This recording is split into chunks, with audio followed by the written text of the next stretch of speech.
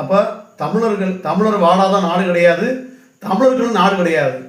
அப்போ வந்து தமிழர்களும் ஒரு தேசம் வேணும்னு தலைவர் பிரபாகரன் போராடினார்.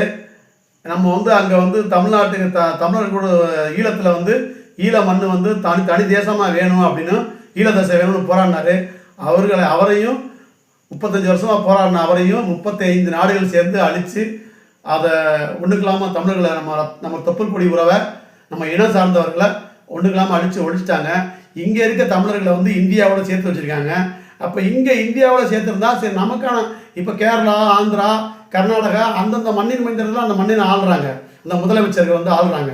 ஆனால் இங்கே வந்து அது மாதிரி இல்லை. அப்போ பிறமொழிகள் தான் ஆள்றாங்க.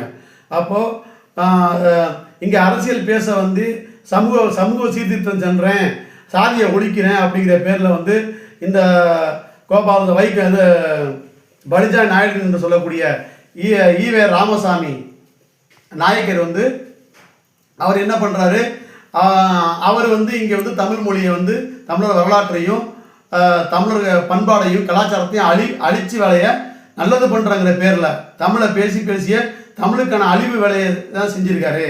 அதன் பிறகு வந்து அவரை ஃபாலோ பண்ணி வந்த அண்ணாவும் அதை தான் பண்ணார். அவரும் தமிழர் இல்லை. அவரை ஃபாலோ பண்ணி வந்த கலைஞரும் தமிழர் இல்லை. அதுக்கு பிறகு வந்து எம்ஜிஆர் தமிழர் இல்லை, ஜெயலலிதா தமிழர் இல்லை. இப்போ எல்லாருமே இது வந்தேர்கள் வேட்டைக்காடு மாதிரி தமிழர் அல்லாதவர்கள் இங்கே ஆட்சி பண்ணால தமிழரோட நலன்கள் காக்கப்படலை, தமிழருக்கு வேலை வாய்ப்பு இல்லை, தமிழர்களுடைய நிலங்கள் பாதுகாக்கப்படலை, தமிழரோட வளங்கள் பாதுகாக்கப்படலை, இங்கே எல்லாமே சூறையாடப்படுது. அதனால இந்த சீமான் வந்து இதெல்லாம் நம்ம காக்கணும், இந்த மண்ணை மக்களையும் காக்கணும், மண் வளம், மலை வளம், நீர் வளம், நிலவளம் அனைத்தையும் காக்கணும், அனைவருக்கும் வேலை வாய்ப்பு, தற்சார்பு வேலை வாய்ப்புன்னு பேசுனால அதில் பயணித்து நான் 10 வருஷமாக இணைஞ்சு பயணிச்சிட்டு இருக்கேம்மா. அதனால தான் நான் அந்த கட்சியில் சேர்ந்து பயணிச்சிட்டு இருக்கேன்.